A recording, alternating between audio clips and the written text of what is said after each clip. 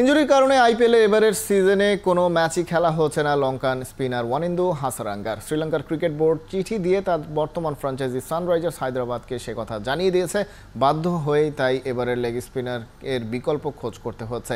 বাপায়ের গোড়ালিতে ইনজুরির কারণে কদিন আগে দুবাইয়ে চিকিৎসকের পরামর্শ নিতে যান হাসারাঙ্গা। সেখানে থাকে আইপিএল না খেলে বিশ্রামে থাকতে বলা হয়।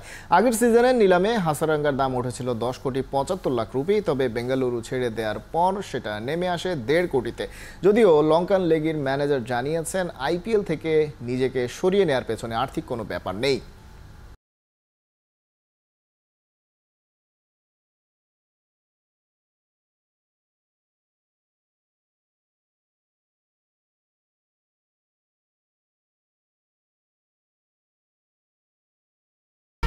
এক দুই তিন ঢাকায় জমি জিতে নিন 100% ক্যাশব্যাক সহ 20 কোটি টাকার পুরস্কার।